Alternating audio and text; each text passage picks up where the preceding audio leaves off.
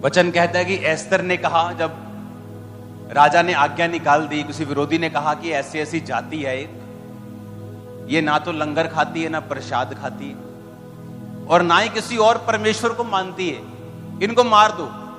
राजा ने कहा अच्छा, ऐसी प्रजा हमारे बीच में है। कहता हाँ राजा, हो सकता है कल को तेरे खिलाफ खड़े हो जाएं।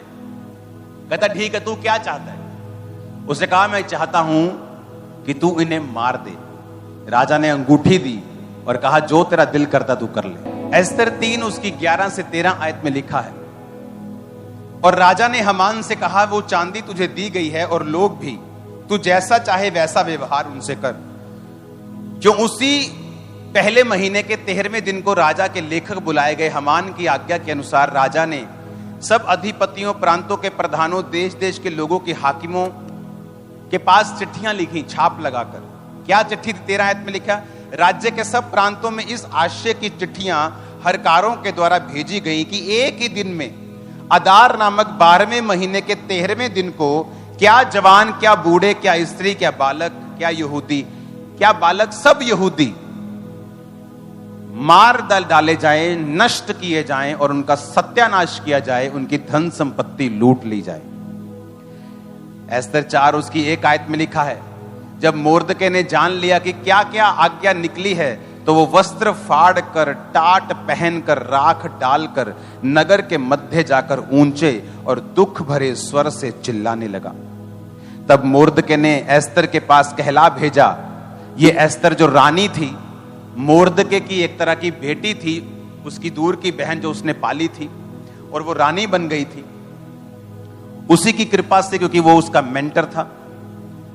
और उसने जाके कहा कि जब एस्तर के पास पहुंच और उससे कहे कि तू मन ही मन विचार ना कर कि मैं राजभवन में रहने के कारण जब सब यहूदियों में से बची रहूंगी, क्योंकि तू जो इस कारण इस समय चुपचाप हो रहे, तो किसी न किसी उपाय से यहूदियों का छुटकारा तो और उद्धार तो हो जाएगा, परंतु तू अपने पिता के घराने समेत नष्ट होगी। क्या जाने तुझे ऐसे ही कठिन समय के लिए राजपद मिल गया हो।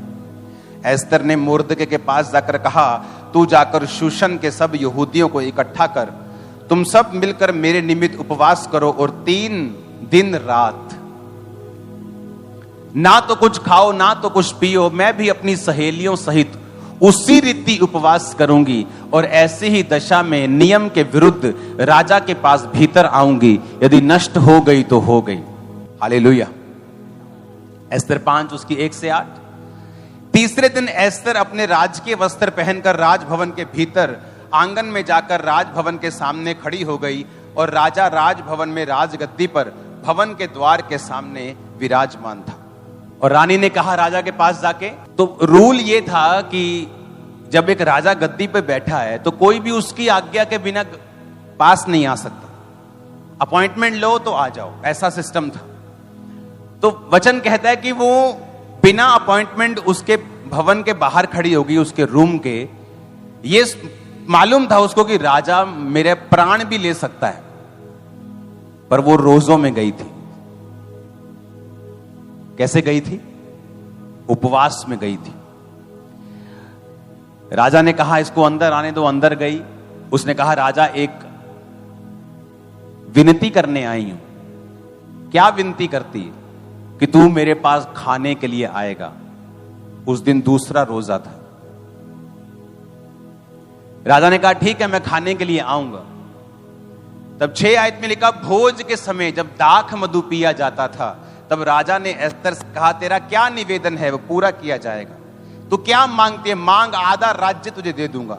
एस्तर ने कहा मेरा निवेदन जो मैं मांगती हूं वह ये है, यदि राजा मुझसे खुश है और मेरा निवेदन सुनना और जो वरदान मैं मांगू वो देना चाहता है, तो राजा और हमान कल उस भोज में आए जो मैं उनके लिए रखूंगी।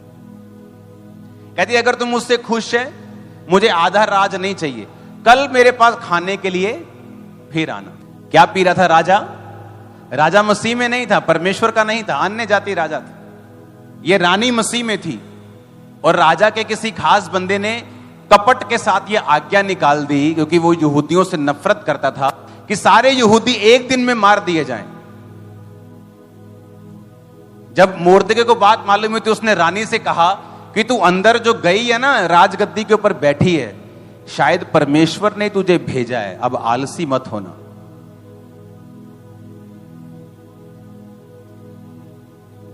मैंने ऐसे क्रिश्चियन लोग देखे हैं जिनको परमेश्वर ने पॉलिटिकली बड़ा बढ़ाया है, लेकिन जब क्रिश्चियन लोगों के लिए खड़े होने का समय होता है वो चुप रहे, परमेश्वर ने गद्दी से उतार दिया उसको। क्रिश्चियन लोगों को गद्दी किसी काम के लिए मिलती है, अपने लोगों के लिए खड़े होने के लिए मिलती है। क्रिश्चियन लोगों का डिमांड राज करना नहीं है, उनकी डिमांड होती कि हम परमेश्वर के काम कर पाएं, हेल्प कर पाएं लोगों की,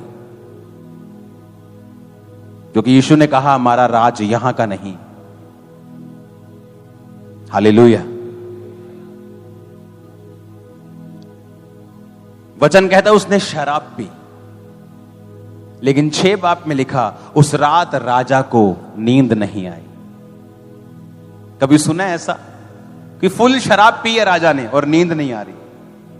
तो शराबी को तो ऐसे होता है कि उसको तो मतलब नाली के किनारे गिर पड़ता है, वो कुत्ते उसका मुंह चाट रहे होते हैं।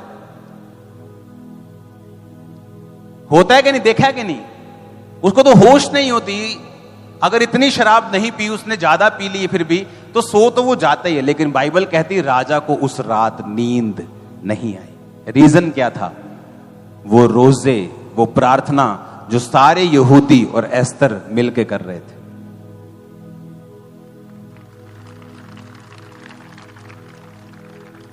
नेचर के खिलाफ, एटमॉस्फेयर के खिलाफ परमेश्वर ने काम किया। जबकि उस रात वो क्यों लिखा वचन में कि वो दाख मधु पी के गया? इसका रीजन है लिखने का कि वो फर्मेंटेड, वो अल्कोहल वाली ड्रिंक्स पी के गया, ताकि ये मालूम हो कि उस रात नींद ना आने का कारण क्या है। ऐसा नहीं लिखा कि कॉफी पी के गया कि भाई साहब कॉफी पी ली नींद नहीं आई, कि चाय ज्यादा पी ली 2 कप नींद नहीं आई। लिखा वो शराब पी के, मदिरा पी के, दाख मधु पी के। दाख मधु और दाख रस फर्क है। जहां दाख मधु आया वो स्ट्रॉन्ग ड्रिंक पी के वो गया, लेकिन उस रात नींद नहीं आई। शराब पी के भी नींद नहीं आई। जब नींद नहीं आई उसने कहा ऐसा करो, रिकॉर्ड निकालो। तो बाइबल कहती है, इतिहास की पुस्तक कहता लाई जाए और पढ़ के राजा को सुनाई जाए। तो उसमें लिखा हुआ मिला कि एक बंदा है मोर्दके नाम का, जब तेरे खिलाफ 2 बंदे तुझे मारने का प्लान कर रहे थे, तो मोर्दके ने उनका प्लान जाहिर कर दिया था और तुझे बचा लिया था। कहता अच्छा, इतनी बड़ी बात हो गई। तो फिर क्या किया मोर्दके का? उसको कोई पैसा दिया, कोई घर दिया, कोई जमीन दी, कुछ उसको ऊंचा किया। उसके बदले में उसको क्या दिया? कहते कुछ नहीं दिया। कहते उसको बुलाओ। वो वही मोर्दके था जो एस्तर का भाई था, एस्तर को पालने वाला। देखो रोजे क्या कर रहे थे, रोजे प्रार्थना क्या कर रही थी, देखा सारा कुछ बदल रही थी परमेश्वर के लोगों के हक में।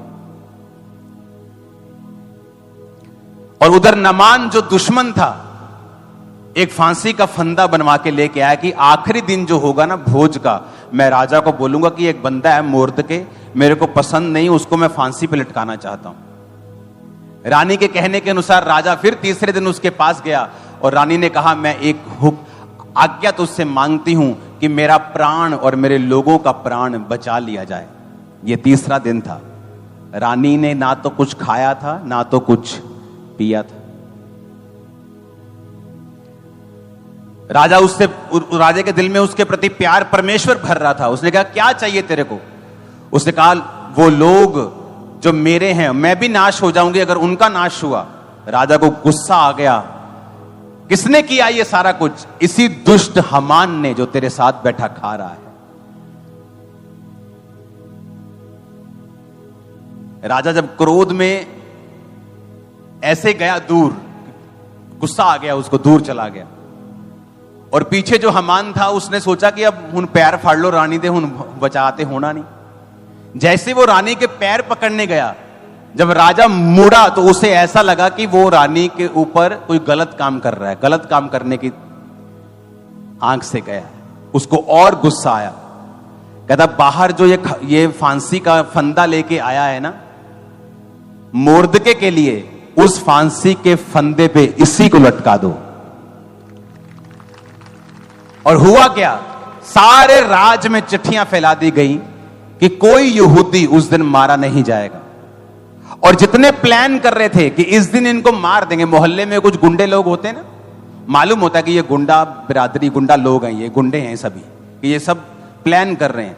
यहूदियों को पता था किन किन लोगों ने प्लान किया। जो प्लान कर रहे थे सारे मारे गए उस दिन, और सारा यहूदी कौम बचाई गई। Fasting, prayer, hallelujah. ऊंची आवाज में नारा मारो जरा।